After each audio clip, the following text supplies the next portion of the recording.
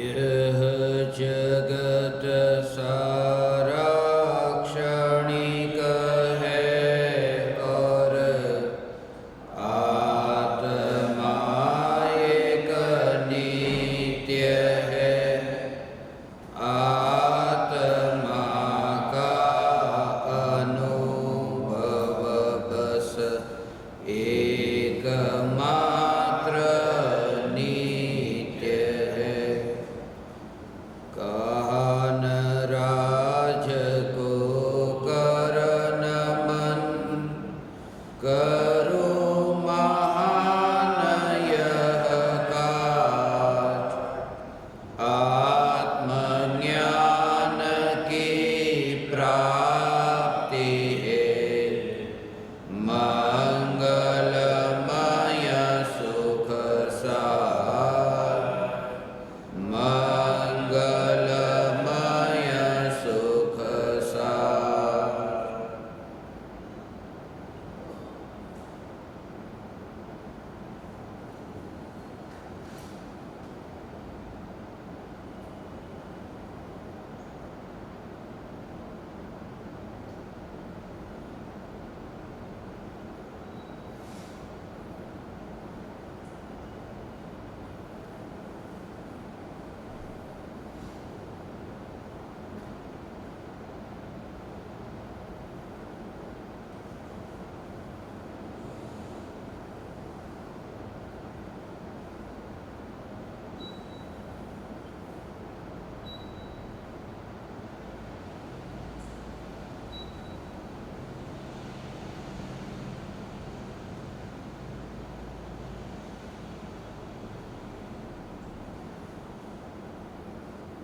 चैतन्य स्वभावी भगवान आत्मा अनादि अनंत शुद्ध चैतन्य मात्र है, ज्ञान मात्र है। मैं शुद्ध चैतन्य मात्र, ज्ञान मात्र भगवान आत्मा हूँ। प्रति समय यह जागृति बनी रहे, इस जागृति का नाम धर्म है।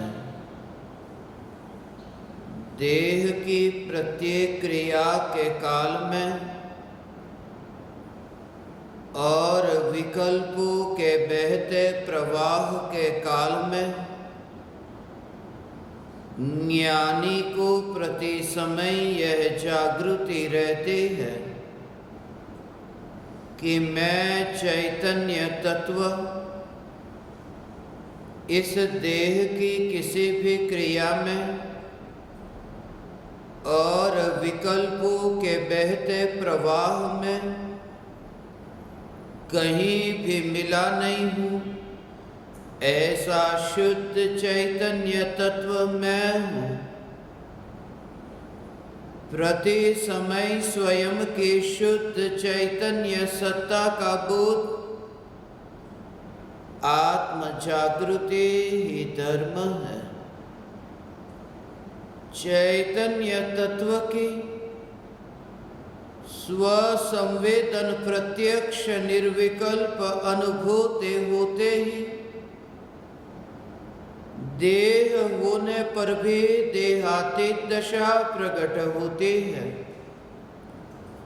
इतना ही नहीं, विकल्प होने पर भी विकल्पातीत दशा प्रकट होती है।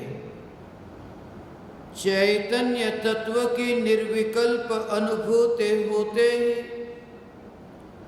आत्मा में अतीन्द्रिय आनंद का सागर उछलता है।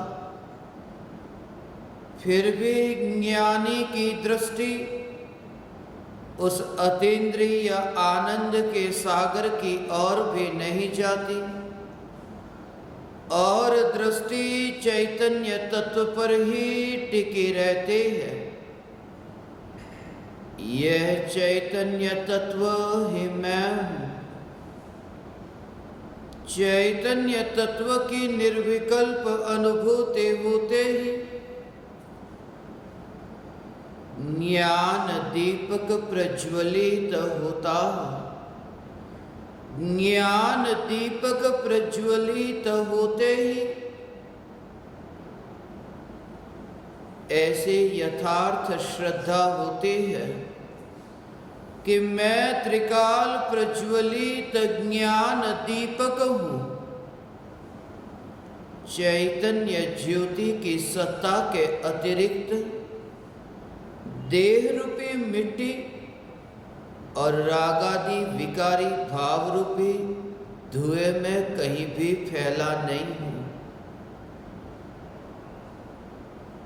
चैतन्य तत्व के निर्विकल्प अनुभूति होते ही ज्ञानी स्वयं को राख की दीवार का पड़ोसी मानता है और मोक्ष मार्ग का मुसाफिर जानता है। चैतन्य तत्व के निर्विकल्प अनुभूति को उपलब्ध इस युग के महापुरुष राग की दीवार के पड़ोसी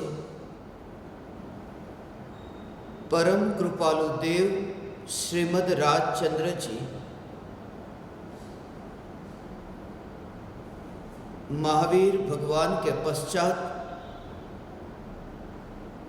हजारों शास्त्र लिखे गए, फिर भी इस जगत में मुझे ऐसा कोई शास्त्र न मिला जिस शास्त्र में समस्त तीर्थंकर परमात्मा की दिव्य ध्वनि घटित होती हो, जिस शास्त्र में अब तक हमारे पास उपलब्ध जितने भी ग्रंथ हैं उन ग्रंथों की एक एक पंक्ति जिसमें घटित होती है, ऐसे परम कृपालु देव की अनमोल रचना आत्मसिद्धि शास्त्र। आत्मसिद्धि शास्त्र त्रिकाली ध्रुव भगवान आत्मा, आत्मा की सिद्धि कैसे हो यह समझाने वाला शास्त्र और आत्मा की सिद्धि कहाँ करना है, आत्मा को कहाँ पाना है। कोई भी वस्तु वहीं से ही पाई जा सकती है जहां पर खोई हो, और भगवान आत्मा किसी वस्तु के पीछे नहीं खोया है। भगवान आत्मा ज्ञान में खोया है, और जिस समय भगवान आत्मा ज्ञान में जानने में आता है उस दशा को कहते हैं भगवान आत्मा की प्राप्ति हुई, भगवान आत्मा की सिद्धि हुई। आत्म सिद्धि शास्त्र परम कृपालु देव की ऐसी रचना कि रचना के पहले उन्हें ये पता भी नहीं कि ये ऐसे विकल्पों का प्रवाह बहेगा कि ये वाणी स्फुरित होगी। 142 गाथाओं में वितरागी परमात्मा की दिव्य ध्वनि का सार भरना, एक एक गाथा पर चर्चा करने का अभी समय नहीं, मगर परम कृपालु देव ने इस शास्त्र में सबसे अधिक यदि जोर देकर समझाया हो तो स्वरूप को समझाया हो। स्वरूप से महान इस जगत में और कुछ भी नहीं। परम कृपालु देव का जीवन ऐसा था, व्यक्ति पर जोर न हो, स्वरूप पर जोर हो। परम कृपालु देव ने इसीलिए आत्मसिद्धि शास्त्र के प्रारंभ में स्वरूप की महिमा बताई और शुरुआत में ही ये लिखा, जे स्वरूप समझा विना पाम्यो दुख अनंत, समझा व्युक्ते पद नमो श्री सदगुरु भगवन। परम कृपालु देव ने सदगुरु को भी बाद में नमस्कार किया। सदगुरु लिखा मगर दूसरी पंक्ति में लिखा, पहली पंक्ति में स्वरूप लिखा। क्योंकि स्वरूप से महान सद्गुरु नहीं है। इसलिए स्वरूप, क्योंकि अनंत काल तक जिसमें लीन होना है, यह स्वरूप है। स्वरूप की अनुभूति के लिए परम कृपालु देव ने आत्मसिद्धि शास्त्र में 6 पदों के माध्यम से आत्मा के स्वरूप को समझाया है। यह आत्मा का ही स्वरूप है। 6 पद जिनके बारे में आप जानते हैं। आत्मा है, आत्मा नित्य है, आत्मा कर्मों का कर्ता है, आत्मा कर्मों का भोक्ता है, आत्मा का मोक्ष है, आत्मा के मोक्ष का उपाय है। 6 पद आत्मा से संबंधित है। आत्मा की ही सिद्धि करने वाले ये 6 पद है। परम कृपालु देव ने सहजात्म स्वरूप का वर्णन किया। जब अनुभूति को उपलब्ध होता है आत्मा, वह आत्मा सहज है, इसलिए आत्मा की अनुभूति भी सहज है। आत्मा सहज है तो अनुभूति करने से कैसे होगी? इसलिए तो कहते हैं आत्मा का अनुभव हुआ। और अनुभव जब होता है तब वह जो यात्रा होती है वह यात्रा भी सहज होती है। सहज के आश्रय से होने वाली यात्रा भी सहज है, क्योंकि मिथ्यात्व का जो नशा था वह नशा उतर गया। नशे में है, उसे संभालने की बहुत ज़रूरत है अपने को।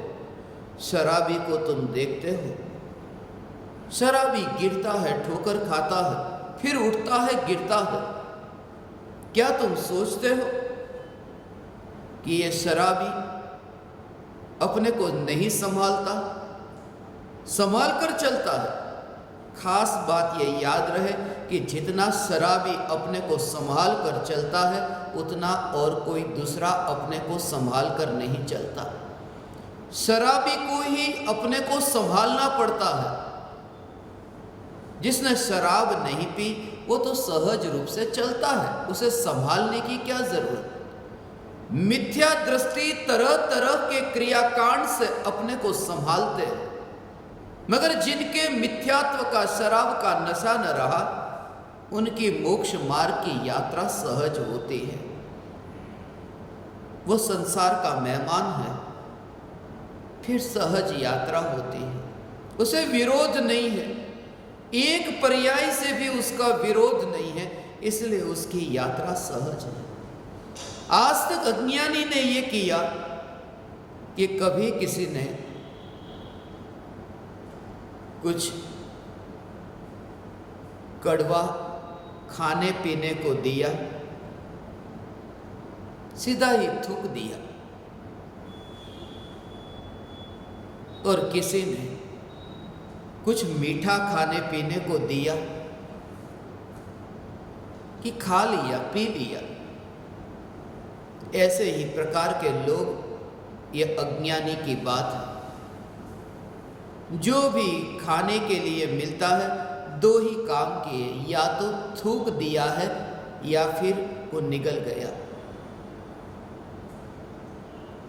मगर ज्ञानी जिनका प्रति समय उपवास है, जब कोई तुम्हें कठिन शब्द कहता है तुम थूकते हो, जब कोई तुम्हारे सामने मधुर शब्द बोलता है तुम गले उतारते हो।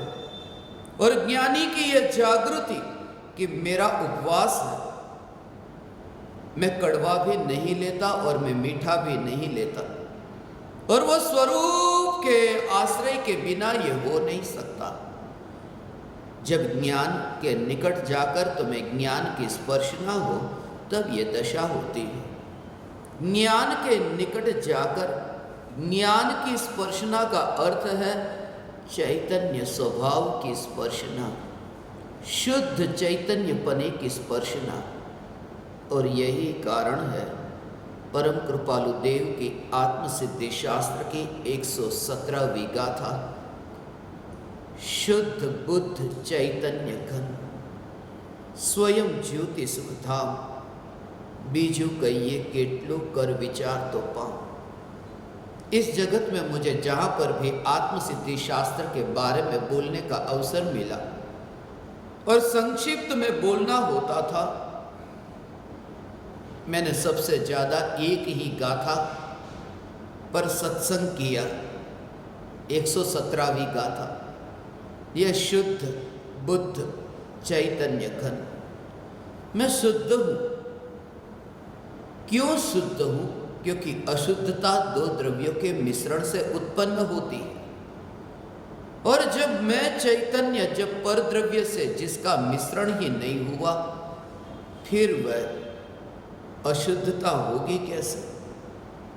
ये देह सदाकाल अशुद्ध है, ये देह सदाकाल मलिन है। ये देह स्वयं ही अशुद्ध है, फिर वह मेरा देह हो, आपका देह हो, कृपालु देव का देह हो, या तीर्थंकर परमात्माओं का देह हो। तीर्थंकर परमात्माओं का देह भी अशुद्ध है, शुद्ध नहीं। कितनी भी तारीफ तुमने तीर्थंकर परमात्मा के शरीर की सुनी हो, फिर भी अशुद्धता है, क्योंकि पुद्गल की जो शुद्धता है वह पुद्गल का परमाणु पुद्गल की शुद्धता है। दो का मिश्रण, तीर्थंकर परमात्मा का शरीर भी अनंत परमाणुओं का मिश्रण है, और जहाँ मिश्रण है वहाँ अशुद्धता है। मिश्रण ही अशुद्धता है, मिलावट ही अशुद्धता है। और मैं चैतन्य परमात्मा, भले ही ये अनंत परमाणुओं के पिंड के मिलने से अशुद्धता होते हो, फिर भी जिसका उन परमाणुओं के पिंड में मिलना न हुआ, ऐसी में चैतन्य सत्ता, यह सत्ता की जागृति। परम कृपालु देव ने किसी भी प्रकार के पक्षपात के बिना ये जो वर्णन किया, इसलिए सबसे अधिक मेरे हृदय को छूने वाला यह शास्त्र। मृत्यु की घड़ी पर यदि कोई कहे कि यदि गाना ही पड़े, बोलना ही पड़े, मृत्यु की घड़ी पर क्या सुनना चाहोगे? मैं ये कहूँगा और कुछ भी नहीं, आत्मसिद्धि शास्त्र में सुनना चाहूँगा। यही कारण है कि मैंने आपको प्रतिदिन आत्मसिद्धि शास्त्र का पाठ करने के लिए कहा। काश हम भी उसी प्रकार से इस देह का त्याग कर सके, जिस प्रकार से परम कृपालु देव ने इस देह को छोड़ा था। आत्मसिद्धि शास्त्र जो तुम्हें याद ही नहीं आने देता कि तुम कौन हो, इसलिए मैं ध्यान से पूर्व तत्व विचार में आप साधकों से ये कहता हूँ, जिस शास्त्र में किसी भी प्रकार के भेदभाव नहीं। मैंने तरह तरह के जैन ग्रंथ भी पढ़े, जिसमें जाति, जिसमें कुल, जिसमें वेश, जिसमें तरह तरह के देश परदेश, ऐसे तरह तरह के भेद बहुत कहे, और पंडित उन भेदों में ही अटकते रहे।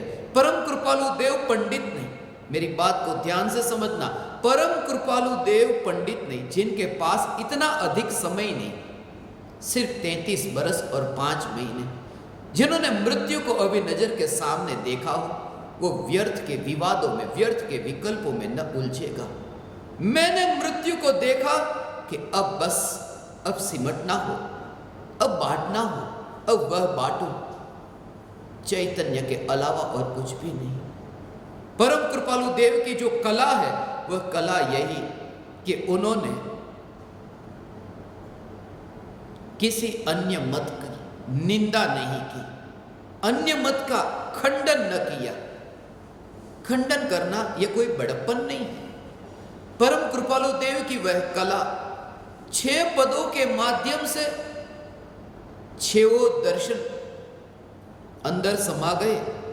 6 दर्शन का वर्णन आ गया कि 6 दर्शन में जो एकांतवाद है, यह वितरागी परमात्मा की वाणी में वह एकांतवाद नहीं है। मगर परम कृपालु देव ने दूसरों की निंदा न की, दूसरों की लकीर को उन्होंने छोटा नहीं किया। यह उनकी विशेषता, दूसरों की लकीर को छोटा न किया, सत्य है वह कह दिया। परम कृपालु देव ने किसी भी धर्म का नाम लिखे बिना, किसी भी मत का नाम लिखे बिना आत्मसिद्धि शास्त्र में वस्तु का स्वरूप समझाया। इसलिए इस जगत में हिंदू बहुत है, मुस्लिम बहुत है, दिगंबर बहुत है, श्वेतांबर बहुत है, तेरापंथी बहुत है, बिसपंथी बहुत है। यदि कोई मुझसे पूछता है कि तुम कौन, इसलिए मेरे ज्ञान दीपकों में सबसे पहले ज्ञान दीपक का नाम चुना आत्मार्थी। दिगंबर नहीं, श्वेतांबर नहीं, जैन अजैन नहीं, हिंदू मुस्लिम नहीं, आत्मार्थी। और परम कृपालु देव की वह दशा थी। परम कृपालु देव को आचार्य कुंदकुंद देव के प्रति प्रेम नहीं था ऐसा नहीं, दिगंबर संत के प्रति प्रेम था। परम कृपालु देव ने ही नग्न भाव और मुंड भाव के ये गुणगान किए, मगर वे ही कृपालु देव, उनकी समझ मैं भावना भाता हूं उनके चरणों पर। मैं कैसे उनके चरणों पर झुक करके उनका आदर करूं, इस मिट्टी को मैं कैसे उनके चरणों में मैं समर्पित करूं। परम कृपालु देव जिनको आचार्य कुंदकुंद देव के प्रति अत्यंत अहोभाव था।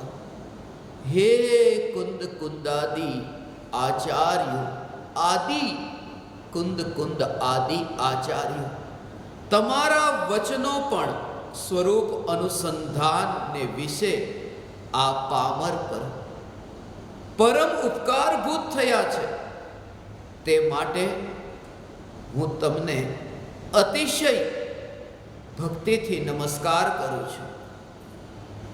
परम कृपालु देव के ये वचन, मगर आत्मसिद्धि शास्त्र में दिगंबर शब्द नहीं, श्वेतांबर नहीं।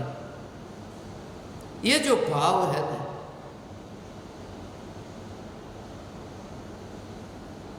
बस मौत की घड़ी आए कि तुम इतने साफ हो जाओ, तुम्हें भरना नहीं है मुझे। आत्मसिद्धि शास्त्र पढ़ने का, पाठ करने का यह प्रयोजन है। तुम्हें भरना नहीं है, तुम पहले से ही इतने भरे हुए हो, तुम्हें खाली होना है। तुम्हारे बोर्ड पर कुछ लिखना नहीं है, पहले से ही बहुत कुछ लिखा हुआ है, उसे निकालना है, उसे मिटाना है। इसलिए तो अनुभूति होती है, कुछ नया नहीं आता, आत्मा में कुछ चिपकता नहीं।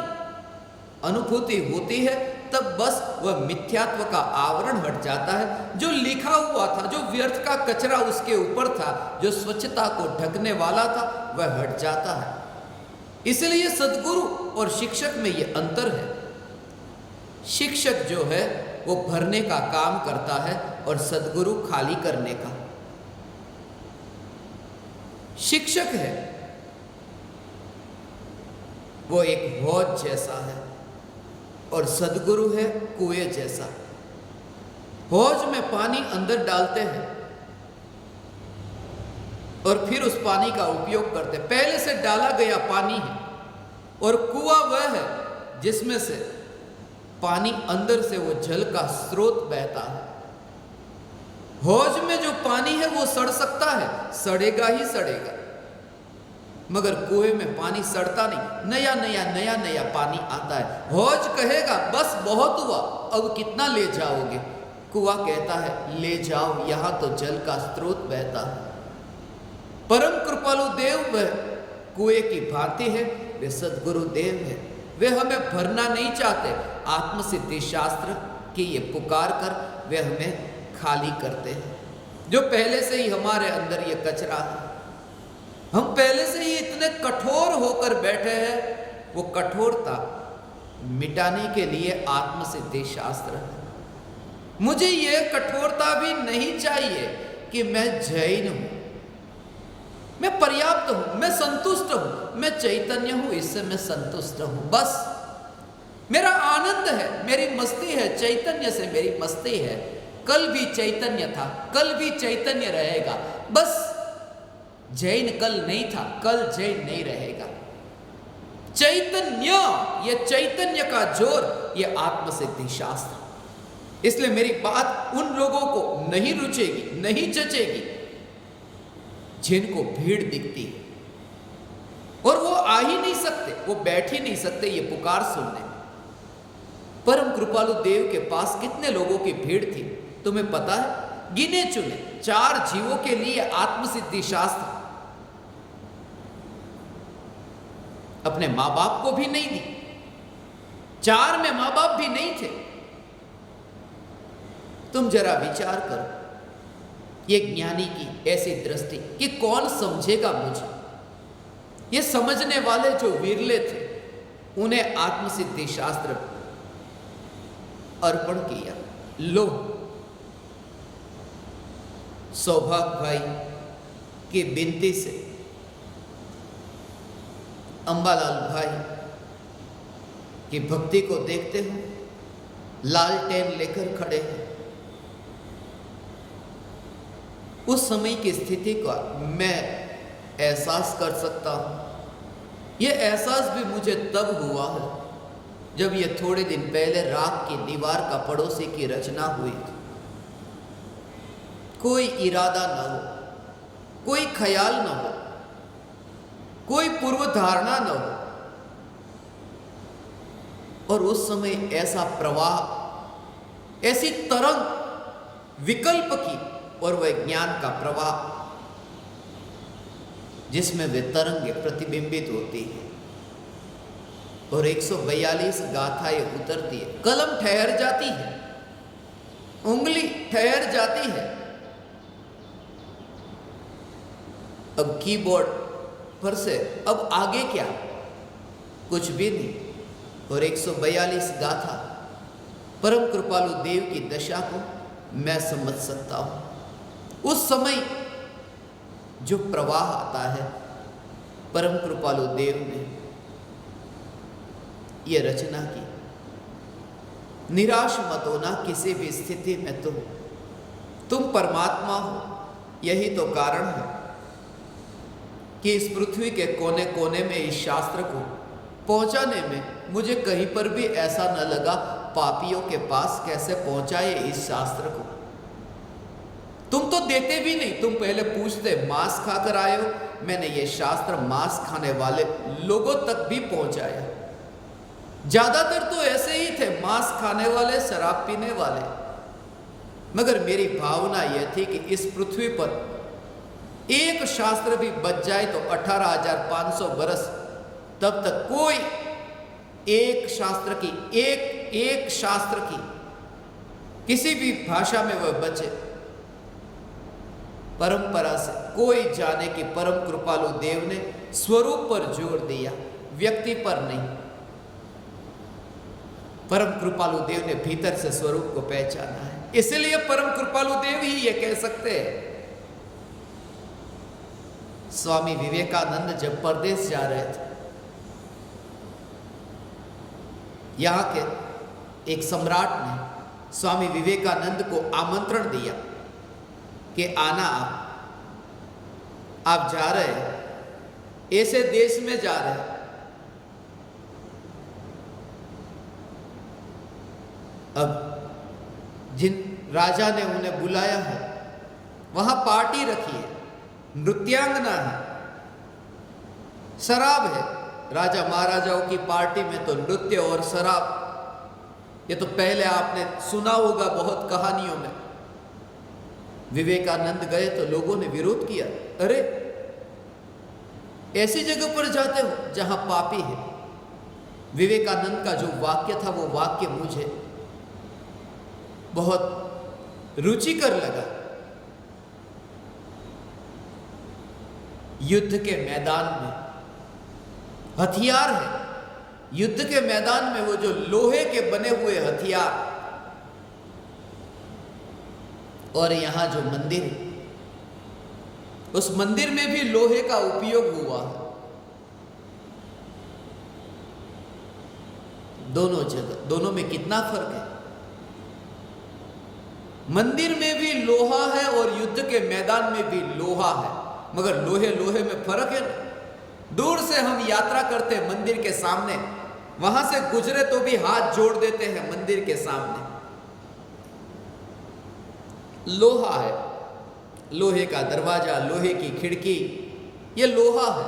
और युद्ध के मैदान में वो तलवार, चाकू हो, हथियार हो, वे भी लोहे के, हाथ नहीं जोड़ते।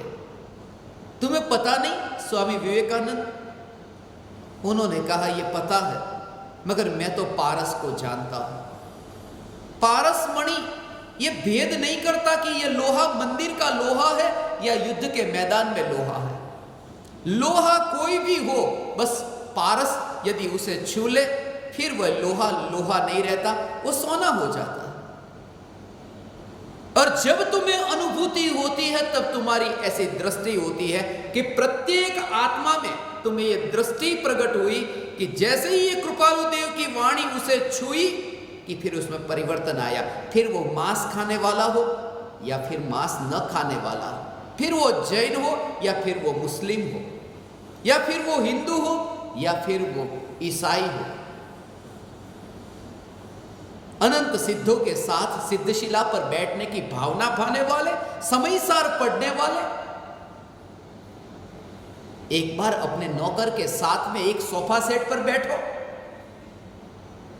एक बार बिठाओ तो नौकर को। नौकर के बैठने की कुर्सी अलग, वैसे तो कुर्सी ही नहीं होती मालिकों के घर में नौकरों के लिए। मैं ये नहीं कहता कि तुम उन्हें बिठाओगे तो धार्मिक, मैं ये कहता हूं यहां विचार तो तुम करो कि वह भी परमात्मा। प्रयोग, इसलिए कृपालु देव ने कहा शास्त्रों की चर्चा करना बहुत आसान है, भ्रम पैदा हो सकता है, मगर प्रयोग। निगोदिया में परमात्मा देखने वाले, तुम यहां से तो शुरुआत करो जो तुम्हें आंखों से दिखाई दे रहे, क्योंकि दया वहां से शुरू होती है जो दिखाई देता है। इसलिए तो एकेंद्रिय की हिंसा का त्याग अभी पूर्ण रूप से नहीं है। 5वें गुणस्थान में अणुव्रत है, त्रस का तो त्याग है, मगर स्थावर का अभी नहीं। महाव्रत में त्रस स्थावर सभी का। उसका कारण यह है कि जो आंखों से दिखाई देता है, पहले उसकी हिंसा से छुटकारा हो। मगर निगोद या परमात्मा है, यह कहने में अहंकार को झटका नहीं लगता। नौकर परमात्मा है, ऐसा देखने में अहंकार को झटका लगता है। परम कृपालु देव ने प्रयोग समझाया कि किसी भी आत्मा में परिवर्तन आ सकता है। आत्मा की महानता, आत्मा की शक्ति बताई। शुद्ध बुद्ध चैतन्य घन बुद्ध कहा। जब भी मैं ये नाम पढ़ता तो कृपालु देव ही ये कह सकते हैं बुद्ध, वरना झटका लगे जैन धर्म में बुद्ध कहां आ गए। बुद्ध, बुद्ध की क्या कहूं मैं।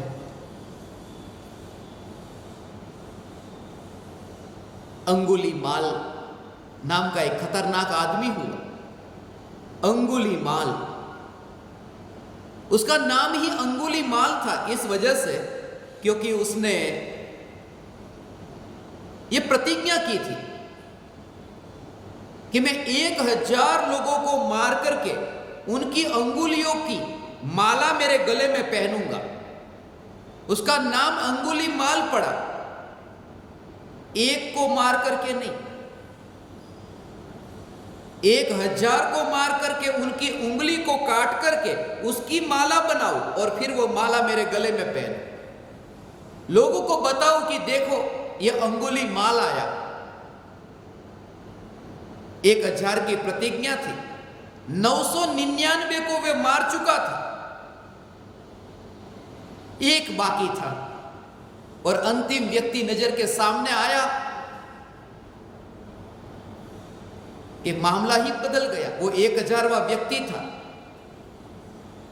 गौतम बुद्ध। बुद्ध को मारने के लिए जैसे ही अंगुलीमाल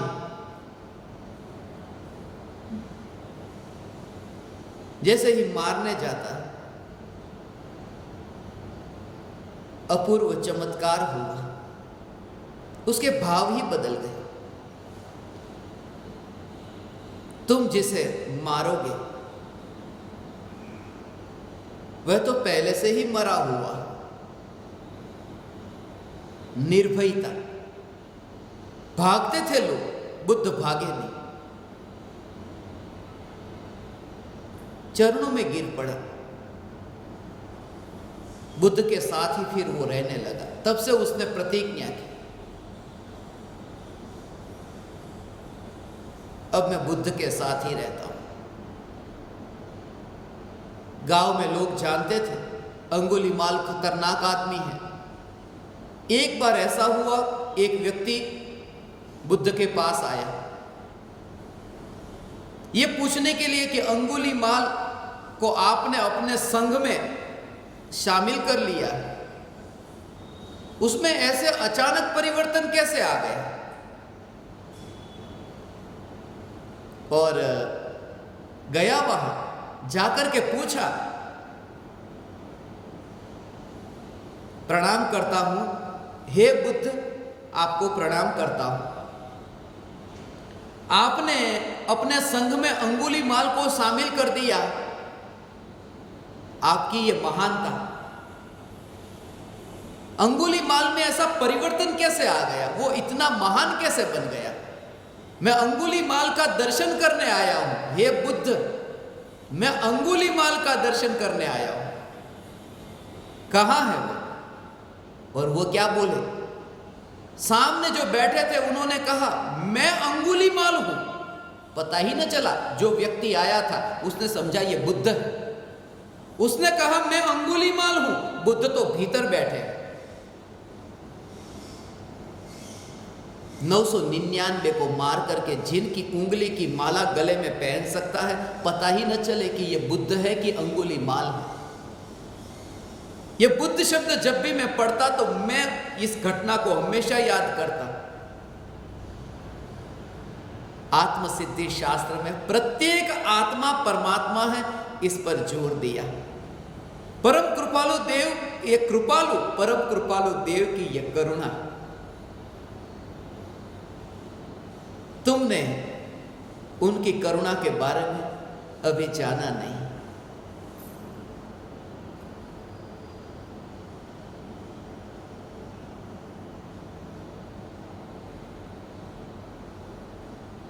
दूसरे को जीवन देना, पानी के प्रति कृपालु देव की जो करुणा, एकेंद्रिय के प्रति कृपालु देव की करुणा, वे कहते, हे एकेंद्रिय आदि, तुमने दूसरे को तो जीवन दिया, मगर तुम्हें ही जीवन का बोध नहीं रहा। तुम ही नहीं जानते कि जीवन क्या है।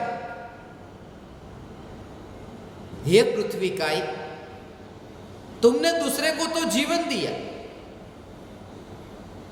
शरीर है, यही पृथ्वी है, तुमने दूसरे को तो जीवन दिया, मगर तुम्हें ही जीवन का बोध नहीं। पत्थर, तुमने दूसरे को तो जीवन दिया।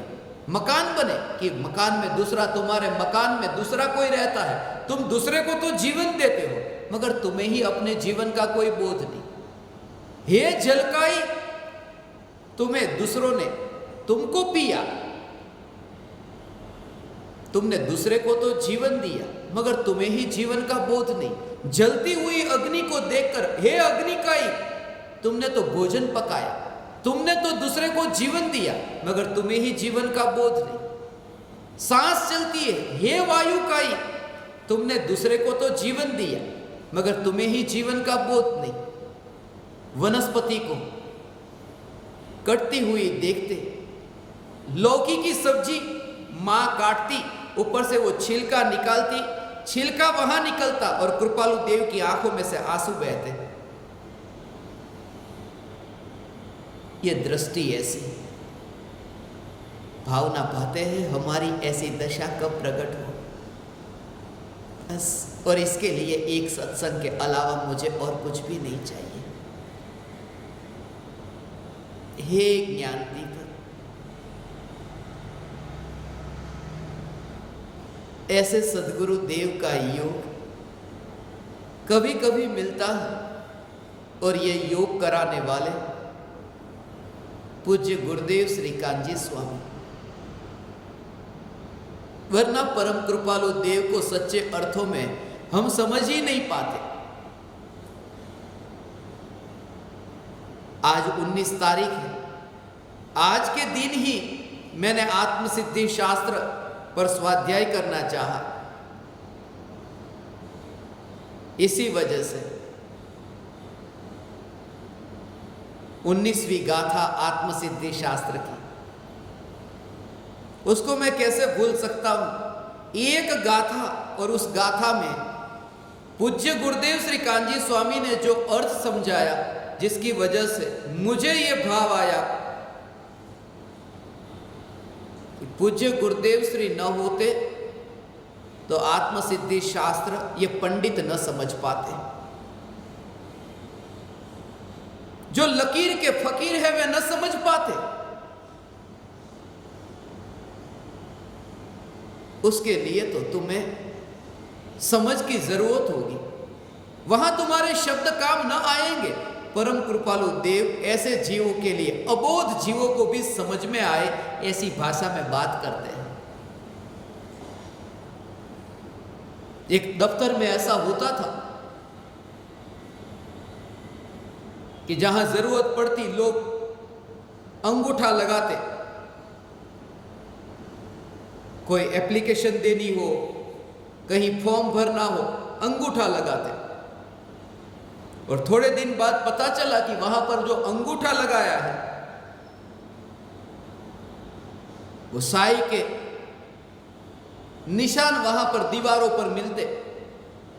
पोंछते उसी दफ्तर में, वहां पर दीवार में वो साई को पोंछ लेते।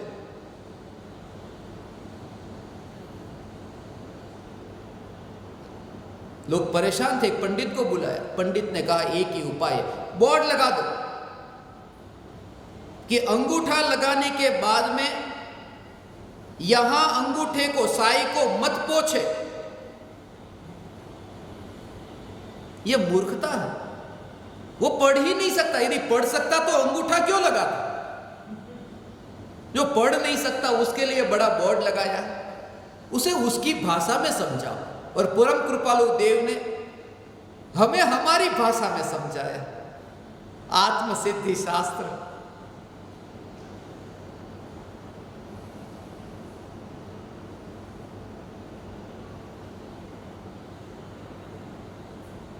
एक 142 ज्ञान दीपकों के साथ मैंने जो कल आपको कहा, मेरी भावना है, मैं व्यक्त कर ही देता हूं। ये मेरा स्वभाव ऐसा है कि मैं चुप नहीं रह सकता। जो आता है वो बाहर निकाल देता।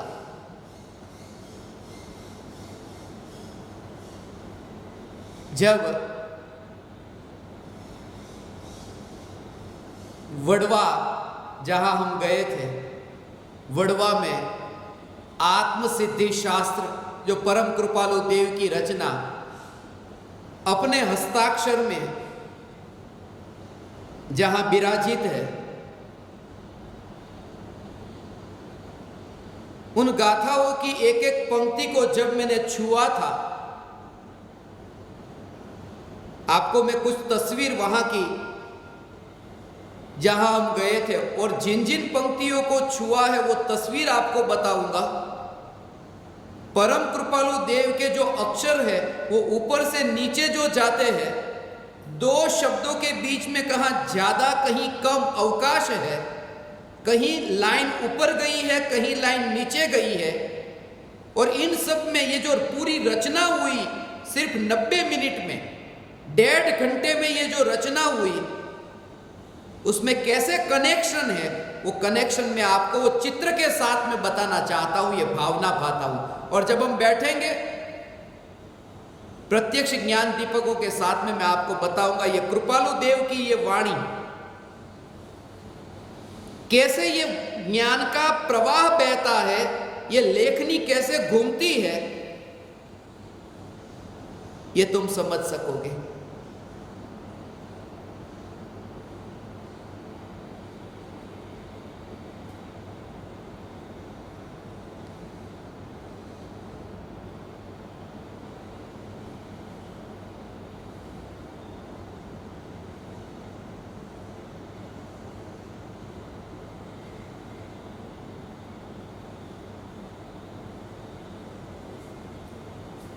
चैतन्य चैतन्य चैतन्य।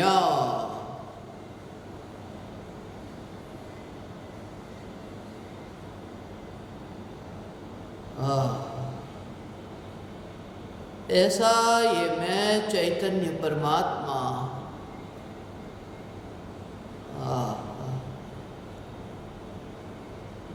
ऐसी ध्रुव चैतन्य सत्ता, ऐसा ये चैतन्य बोलने की क्रिया, चैतन्य बोलने का विकल्प, ये विकल्प और ये क्रिया जो होती है, ऐसी ऐसी ये क्रिया, ऐसी ये क्रिया, उन क्रियाओं में तुम ये देख सकते हो, ये अनादि अनंत ध्रुव सत्ता को न्यारी देख सकते हो भगवान।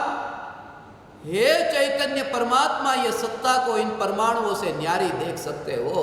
परमाणु को परमाणु के ढेर में देखा, ये देह के परमाणु को देह के परमाणु में देखा, ये जीभ और ये तालू का टकराना, ये होठ होठ का टकराना, ऐसा हो ये शरीर का टकराना, ऐसा तुम्हें ऐसा न्यारापन, ये शरीर का शरीर से टकराना, और उस टकराने में चैतन्य का कहीं पर भी अस्तित्व नहीं, और तुम दूर ऐसी स्वयं की सत्ता को अनुभव करते हो, और ये शरीर के परमाणु अपने अपने रूप में टकराते रहते हैं। जब ये बोलने की क्रिया हो कि मैं चैतन्य, तब ऐसा भेद तुम्हें शरीर से, ऐसा भेद कि बोलने वाला ये परमाणु का टकराना और ध्रुव सत्ता जो अनादि अनंत, जो सिर्फ यहाँ 20, 25, 50 साल का ये जो देह और अभी 2-5 मिनट ये बोलने की क्रिया, ये सब बाहर, और ऐसी ध्रुव सत्ता का तुम्हें अनुभव होगा, ऐसी ध्रुव चैतन्य सत्ता। मैं ध्रुव ध्रुव ध्रुव ध्रुव, बस तुम्हें कुछ भी नहीं दिखे, ऐसा भगवान आत्मा परम कृपालु देव ये ध्रुव की चैतन्य की मस्ती की बात कहते हैं। हे ज्ञान दीपक, ये ध्रुव की मस्ती, फिर तुम्हें देह नहीं, इसलिए तो कृपालु देव ये कहते हैं देह होने पर देहातीत, तुम्हें देह है ही नहीं, फिर किसी को देह नहीं, इस जगत में देह होता ही नहीं, चैतन्य ही ऐसी दृष्टि तुम्हें प्रकट होगी भगवान। कोई नहीं है यहाँ, ऐसा परमाणु का पिंड है ही नहीं, और तुम फिर ध्रुव में मस्त हो, ऐसी ध्रुव की श्रद्धा। फिर वो कुत्ता बिल्ली कोई है नहीं, वहां तो ध्रुव ध्रुव और ध्रुव, ये चैतन्य के अलावा कुछ भी नहीं दिखता। वो मुसाफिर भी मुसाफिर नहीं, वो तो ध्रुव, यात्रा होती है, मगर वो ध्रुव कदम आगे बढ़ते, मगर अपना नाम नहीं बदला। ऐसे जैसे व्यक्ति वो यात्रा करता हो, मंदिर की ओर यात्रा करता हो, मगर यात्रा करते समय एक समय के लिए भी वो भाव नहीं आता, एक समय के लिए वो भाव नहीं आता कि मैं बदला। यात्रा होती है, कदम आगे बढ़ते हैं, वो कदम आगे बढ़ता हुआ जानता है, मगर जो यात्रा करने वाला व्यक्ति, वो यात्रा करने वाला व्यक्ति ऐसा वो यात्रा करने वाला व्यक्ति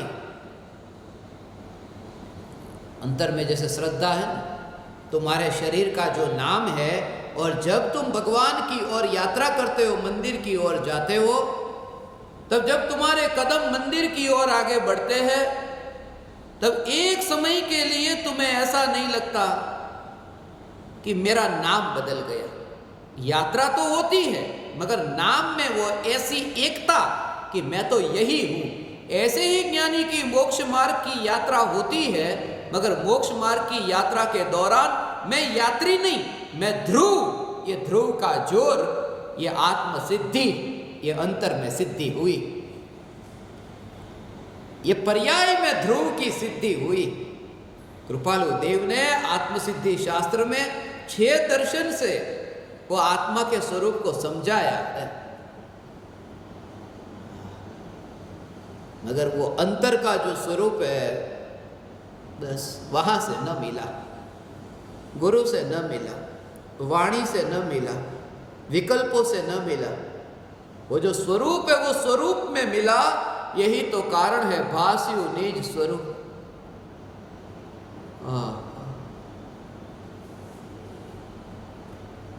निज स्वरूप, ये स्वरूप शुद्ध चेतना, और कहीं बाहर नहीं, यहां पर भीतर में निज पद निज माही लयो दूर थयो अज्ञान। थोड़ा समय निकाल दो भगवान, थोड़ा इन्वेस्टमेंट करो। बनिए हो ना तुम तो, थोड़ा इन्वेस्टमेंट करो। और इतना ही इन्वेस्टमेंट, ये जो जिंदगी के थोड़े 20, 25, 10, 5 जितने भी ये बरस बाकी है, बस ये देह में नहीं हूं और मैं ध्रुव ध्रुव ध्रुव ध्रुव ध्रुव, और उसका प्रमाण तुम्हारा अतीन्द्रिय आनंद, जिसमें तुम्हें भय नहीं कि ये आनंद छूटेगा तो क्या, क्योंकि ध्रुव छूटता नहीं है तो आनंद कैसे छूटे, ये जोर तुम्हें रहेगा। और वह जो आनंद होगा वो ध्रुव की मस्ती का, वो छूटेगा। ऐसा हो, ये छूटेगा तो उस समय ये भी भाव नहीं, क्योंकि आनंद छूटेगा तो आनंद की ओर दृष्टि जाए तो आनंद के छूटने का भी विकल्प हो कि आनंद छूटेगा तो। यहां तो अंतर में त्रिकाली आनंद की अनुभूति, ऐसा इसलिए जब अनुभव होता है तब वर्तमान में मुझे आनंद प्रकट हुआ, ऐसा नहीं, मैं स्वयं आनंद हूं, मैं स्वयं आनंद हूं।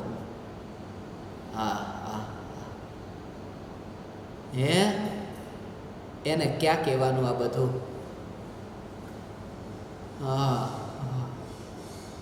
એવો સમજવા વાળો હોવો જોઈએ ને, એવો વિરલો।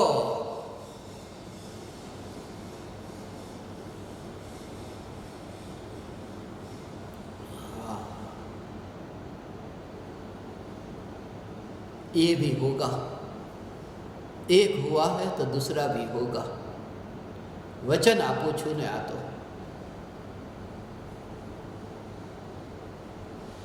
એવું છે આ સ્વરૂપ ભગવાન પરમ કૃપાલુ દેવ की ये भावना थी।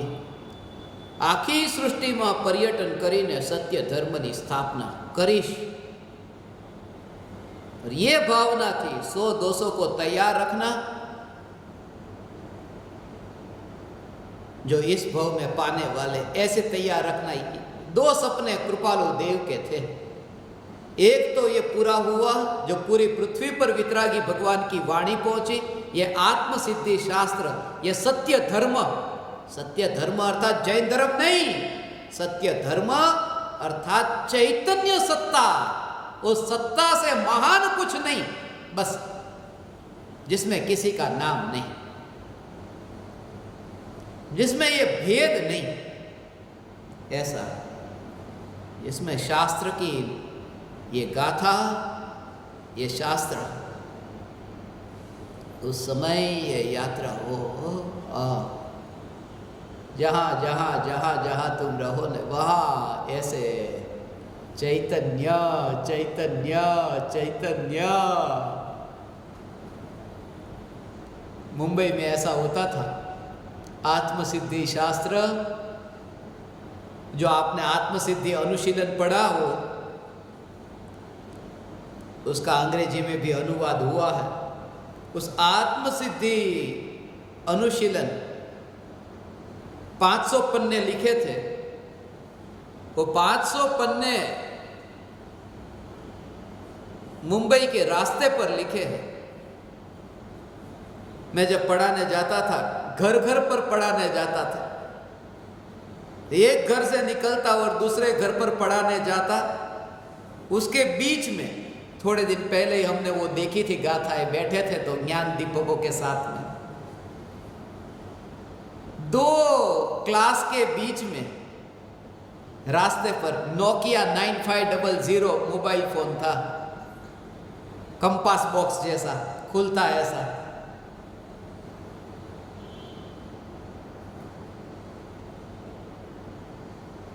ऐसे ऐसे हाथों से लिखता लिखता रास्ते पर चलते चलते पूरा ग्रंथ लिखा गया, रास्ते पर लिखा गया, चलते चलते लिखा गया है।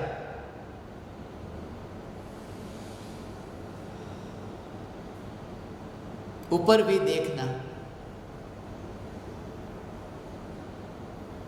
लोग कहते हैं थोड़ा सामने देख करके चलो। एक आदमी ऊपर देख करके चलता है।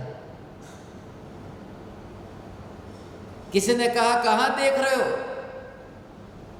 ऊपर देखते हो? यहां देख के चलो। यदि ऊपर देखोगे तो ऊपर ही चले जाओगे, जहां देखोगे वहां चले जाओगे। मुझे बचपन में ऐसा लगता है, ऐसा क्यों होता है? जहां देखे वहां चला जाए। सच तो यही है, जो जहां देखता है वहां चला जाता है। जो ये सिद्ध भगवान को देखता है, सिद्ध को देखता है, वो सिद्ध के पास चला जाता है। जहां देखता है वहां चला जाता है। और लिखते लिखते ये विचार आता था, आत्मसिद्धि शास्त्र समय सार का सार,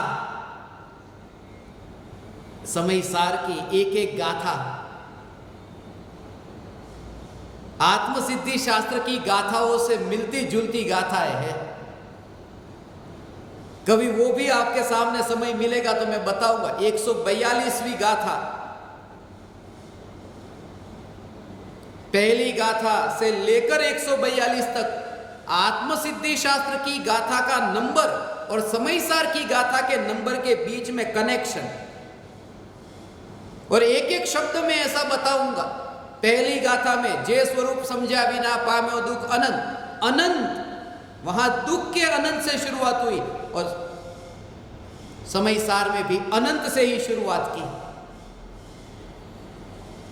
वंदित तो सब सिद्ध, अनंत सिद्धों को नमस्कार करके, और वहां पर अनंत अनंत देवशास्त्र गुरु को, जैसे आप सुनते ना, समझाव्यूते पद नमो श्री सदगुरु भगवंत, तो श्री सदगुरु भगवंत कहा, सदगुरु को नमस्कार किया। सदगुरु को नमस्कार नहीं, देवशास्त्र गुरु को नमस्कार किया। श्री सदगुरु भगवंत, समझाव्यूते पद नमो, नमो छु, नमस्कार करता हूं श्री सदगुरु भगवंत। श्री कहते ही लक्ष्मी, ज्ञान रूपी लक्ष्मी, जिनवाणी श्री। सदगुरु कहते ही गुरु, भगवंत कहते ही देव। ये शास्त्र, गुरु और देव, ये तीनों इनमें शामिल है, श्री सदगुरु भगवंत। पहली दूसरी गाथा में भी वो मोक्ष मार्ग का जो निरूपण किया, वर्तमान आ काल में मोक्ष मार्ग बहु लोग विचारवा आत्मार्थी ने भाख्यो अत्र गोप, मोक्ष मार्ग का वर्णन किया। मोक्ष मार्ग क्या है? सम्यक दर्शन, ज्ञान, चारित्र, तीनों की एकता मोक्ष मार्ग है। तो दर्शन, ज्ञान, चारित्र समयसार की दूसरी गाथा में भी दर्शन, ज्ञान, चारित्र को प्राप्त जो आत्मा, वो वहां पर भी दर्शन, ज्ञान, चारित्र। ऐसे ही एक एक गाथा में, पांचवी गाथा जिसमें त्याग विराग, फिर इसमें शुष्क ज्ञान, फिर एक एक गाथा का आपको बताऊंगा जब हम चर्चा करेंगे कि आत्मसिद्धि शास्त्र की गाथा का नंबर भी समयसार की गाथा के नंबर के साथ में मेल खाता है। सिर्फ अंतर इतना कि अपने को अपनी भाषा में ये कृपालु देव ने सरल भाषा में समझाया है। और कभी हम प्रयोग भी करेंगे, वो दिन जल्दी जल्दी आएगा। जो मैं कहता हूं वो कहने के लिए नहीं कहता कि तुम बैठना मेरे सामने, कोई भी शास्त्र, 1500 शास्त्र की पीडीएफ फाइल में आपको दूंगा, और कोई भी शास्त्र का कोई भी वाक्य, कोई भी पन्ने का निकालना, और मैं आपको बताऊंगा कि कृपालु देव ने आत्मसिद्धि में कहा लिखा। और ये प्रयोग से जब तुम देखो, हस्तगिरी के शिखर पर प्रयोग किया था ना, कोई भी शब्द बोलो दुनिया का, भेद विज्ञान कैसे करना, ये करेंगे। कोई बोलता है मोर, कोई बोलता है तोता, कोई बोलता है कुछ न कुछ मिट्टी, एक एक शब्द वो करेंगे प्रयोग। ये कृपालु देव ने जो आत्मसिद्धि शास्त्र में जिनागम का सार भरा है, परम कृपालु देव सब कुछ कह ही नहीं सका। आत्मसिद्धि शास्त्र जिसमें कृपालु देव ने किसी के बारे में बस निंदा नहीं की, किसी के दोष नहीं बताए, दोष नहीं बताए। उसका मतलब ये कि स्वरूप ऐसा है ये कह करके अब तुम्हें जो करना है वो करो। ये जहर है, ये अमृत है, बस अब तुम्हें जो करना है सो करो।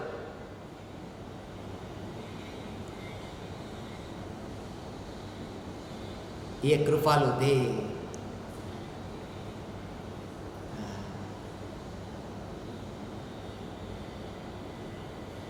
कोई पहचान नहीं कर सके, विरले ही करते हैं। तुम जरा विचार करो, आज के जमाने में, आज सुबह ही मुझे ये विचार आ रहा था कि आज यदि 33 बरस से कम उम्र का कोई लड़का, आदमी तो बोलने को मन नहीं करता, कोई लड़का 33 साल से कम ऐसा लड़का, उस लड़के को आज यदि जिंदा हो यहां, कोई उसे परम कृपालु देव कहता। नजर के सामने ये लड़का है, हाँ थोड़ा जानता है, हाँ धार्मिक है, मगर लड़का 33 बरस 5 महीने की आयुष्य जिनकी, आज वो इस पृथ्वी पर परम कृपालु देव हो गए। उसका यही कारण है कि उन्होंने स्वरूप समझाया। और मौत की घड़ी पर सब भ्रम से मरेंगे, मैं धार्मिक हो गया। ईसाई भी मरता है। मैंने अपने जीवन में बाइबल कंठस्थ कर ली, मैं तो स्वर्ग में ही जाऊंगा। मुस्लिम कहेगा मैंने कुरान कंठस्थ कर ली, और कोई कहेंगे मैंने समय साथ के अलावा कहीं मस्तक नहीं झुकाया। कृपालु देव सभी से ये पूछते हैं, स्वरूप पाया? मुझे स्वरूप के अलावा कुछ भी नहीं कहना, कुछ भी नहीं सुनना। तुम ऐसे ही, इसलिए जिन ज्ञान दीपकों को मैंने चुना है, मैं ऐसे ज्ञान दीपकों के साथ इस गृहस्थ अवस्था में रहना चाहता हूं। जब तक मैं यहां पामर हूं, जब तक मैं यहां पापी हूं, तब तक मैं ऐसे ही आप जैसे ज्ञान दीपकों के साथ, जिन्हें चैतन्य के अलावा कुछ नहीं सुनना, जिन्हें चैतन्य के अलावा कोई चर्चा नहीं करना।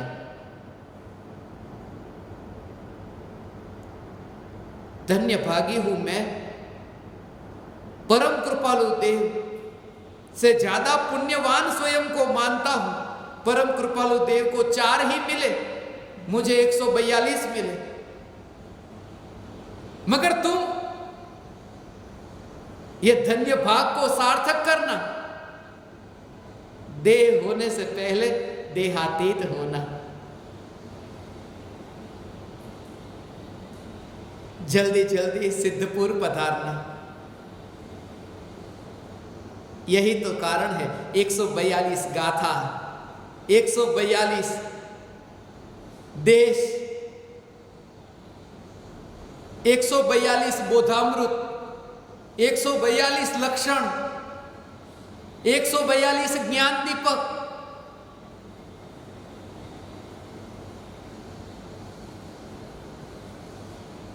एक 142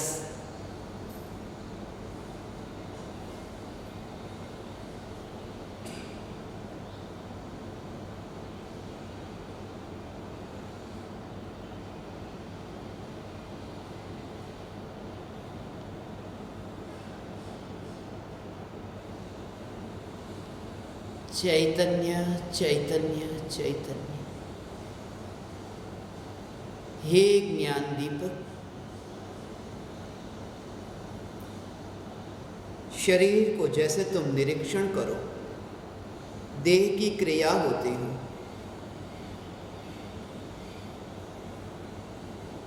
उस क्रिया को, उन परमाणुओं को तुम एक साथ में ऐसे ही ढेर में देखो। यदि तुम नहाते हो, साबुन लगाते हो, तुम ऐसी क्रिया को देखो। हाथ घूम रहा है, एक हाथ से दूसरे हाथ पर तुमने साबुन लगाया, उस समय तुम ऐसा ही देखो कि जैसे ये परमाणु और ये परमाणु, ये पराई पराई की ही घटना हो रही है और उसमें मेरी अनुपस्थिति है, एब्सेंट है, वहां मैं नहीं और चैतन्य सत्ता उसमें नहीं, ऐसा प्रयोग करो। फिर तुम भोजन करते हो तो भोजन करने में भी मैं भोजन नहीं करता, कोई पराई पराई की ही क्रिया हो रही है। जैसे मां किसी बच्चे के मुंह में भोजन डालती है, मां ने बच्चे के मुंह में भोजन डाला, वो बच्चे के दृश्य को, मां के दृश्य को तुम कैसे देखते हो? जैसे देखते हो कि मां ने बच्चे को भोजन कराया, मगर वहां मां भी मैं नहीं, बच्चा भी मैं नहीं। रोटी टूटे ये हाथ, यहां मां देखना, यहां मुंह में भोजन गया, यहां बेटा देखना, मां और बेटे को देखना, मगर मैं चैतन्य दूर से देख रहा हूं मां और बेटे की क्रिया को। मां और बेटे हैं। मैं तुम्हें एक एक छोटी छोटी जीवन की घटनाओं में, अंतर में ये विचार तुम्हारा हो कि जिस विचार से निर्विकल्प हुआ जाता है, एक दशा ऐसी आती है, शरीर ऐसे ही गिर जाएगा। दुनिया कहेगी ये बीमारी, कि ये क्या हो गया, शरीर गिर जाएगा, मगर तुम्हें शरीर की फिक्र नहीं। हाँ, शरीर का गिर जाना ये धर्म नहीं, मगर शरीर गिर जाए उस स्थिति को तुम तब अनुभव करोगे जब तुम गैर हाजिर हो जाओगे। और इस काल में गिर जाए उसमें आश्चर्य नहीं। यही तो वजह है कि पंचम काल में जो शरीर की रचना है, पंचम काल में खड्गासन, शुद्धोपयोग ध्यान नहीं होता, पद्मासन होता है खड़े खड़े, क्योंकि शरीर में ऐसी शक्ति ही नहीं कि खड़े रह सके। बाहुबली मुनिराज की जैसे खड्गासन पंचम काल में ऐसा नहीं, ये शरीर ही ऐसा है। ऐसे ही उसका उसे बोध भी नहीं होगा। जैसे एक थैला है जिसमें गेहूं भरे, बोरी, वो थैला है, उस थैले को जैसे ऊपर से तुमने छोड़ा नीचे, और नीचे जैसे वो थैला गिरता है, ये शरीर ऐसे ही गिरेगा। उस थैले को बोध नहीं कि मैं गिर रहा हूं, गिरता है, बस सहज ऐसे गिर गया। ये शरीर के परमाणु ऐसे ही गिर। वो दृश्य तुम देख सकोगे, एक देह को न्यारा ऐसे तुम देख सकोगे। हे चैतन्य परमात्मा, हे ज्ञान दीपक, तुम ये देख सकोगे। नींद भी तुम्हें रात्रि में आती होगी, तुम देखोगे अभी नींद आ रही है, अभी नींद आ रही है, मगर तुम फासला देखोगे। नींद आती है उसमें भी फासला देखोगे, अभी ये नींद आ रही है, वो मुझे नहीं, चैतन्य सत्ता को नहीं। ये नींद, ये ज्ञेय है, ये नींद के जो ये भाव, ये भी ज्ञेय है और नींद भी ज्ञेय है। और वह जिस दर्पण में प्रतिबिंबित हो रही है वह सत्ता है, वह जागृत है, उसे नींद नहीं आती। मैं वह सत्ता, ये भेद तुम्हें उस समय विचारों में चलेगा।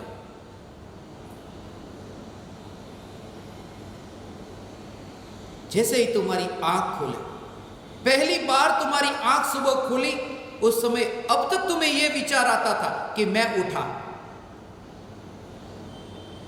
तुम्हारा ये विचार चालू,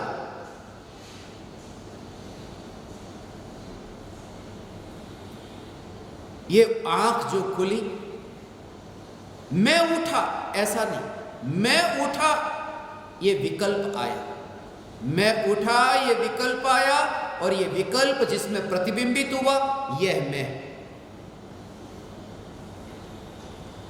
ये तत्व विचार।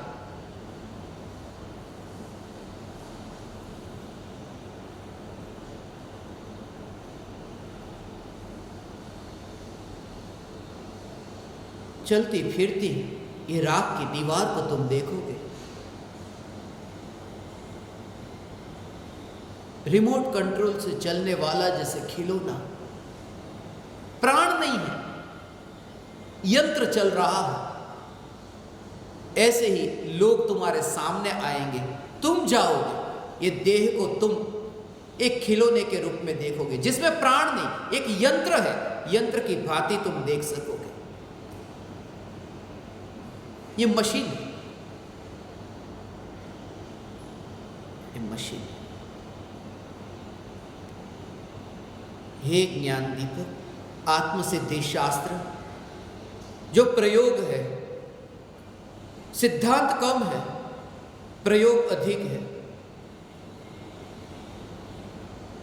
पंडित की बात कम है, ज्ञानी की बात अधिक है। जानना कम है, समझना अधिक है। पाना कम है, पहचानना अधिक है। फैलना कम है, सिमटना अधिक है। आप समस्त परमात्माओं ने मुझे सत्संग करने का अवसर दिया, मेरा इतना समय सत्संग में रहा। मैं आप समस्त परमात्माओं को मेरे हृदय के अंतःकरण से प्रणाम करता हूँ। मेरे प्रणाम स्वीकार करें।